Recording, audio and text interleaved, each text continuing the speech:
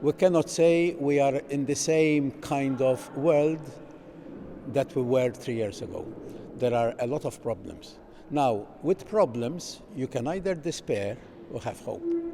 The message of Christmas really is that we should never give up hope, because God has loved us so much that He gave us His Son. Now, if He loves us all the time, not just at a particular moment. He is always ready to forgive us, whatever it takes to show love, and He will protect us. We have to hope that God will see us through, slowly, through these events that are worrying us. So perhaps Christmas is even more important at times of adversity. Yes, Christmas is a time of hope, but at the same time, we see people rushing around. We see people worried about whether they have everything or not. It's a lot of hassle. Some people say, I hate Christmas. I have heard that because of all the worries that it brings. But then that's because we are missing what is Christmas about. We give a lot of attention to external things. Christmas is about the love of God. Christmas is about we returning that love by loving others. You cannot say, I love God, if you ignore others. Jesus told us that you will be judged on how you treat those who are hungry, those who are poor, those who are thirsty, etc. No? So we have to give that attention.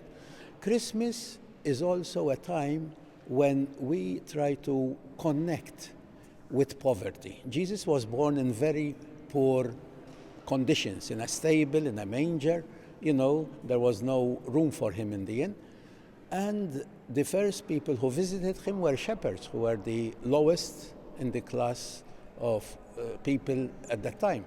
So poverty is the way we show that we love God. If we love others and those, we have to look around and see that we help those who are poor.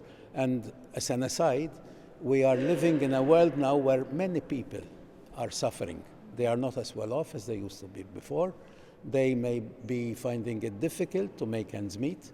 Now, obviously, our poverty may not be the poverty of other people, but we are living in Gibraltar, okay? So somebody who cannot afford to have a television, we say he is poor, we have to help him, whatever it is. And then, apart from that, I think it's important to remember that Christmas is a time of repentance and forgiveness. You see, we are human beings. We are in relationships. And sometimes relationships go wrong, you know, whether we are conscious of that or not. And when they go wrong, we need to be forgiven and to say sorry. And I think this is the time when people can show that they want to make up for former grievances, let's put it that way. On your point on poverty, Yes. have you noticed a rise in people in need here on the Rock? I think everybody realizes that there are people who are in need. If you look at all the activities that happen around Christmas to help the poor, we mentioned Father Charlie, there are other organizations who do the same thing, they help the poor.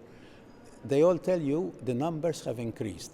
Somebody who goes around these homes to help told me, Father, you will not believe what you can see in certain houses, the disasters that there are there, you know. So we are not people where we can say everybody is okay. Not everybody is okay. Now I know that government will try to help. That's the job of government, no, also, not just of the church. And that they may try to see where they are needed to help more. But that's something government has to work out. But there are people who are suffering. That we know. What would you ask people to do this Christmas? I think the best thing to do is to look a bit around you, and where you can give a smile, where you haven't been giving a smile before, where you can shake a hand, where you have avoided shaking a hand before. Things like this, you know, even offering a cup of coffee to somebody who may seem to be really in need. That is living Christmas.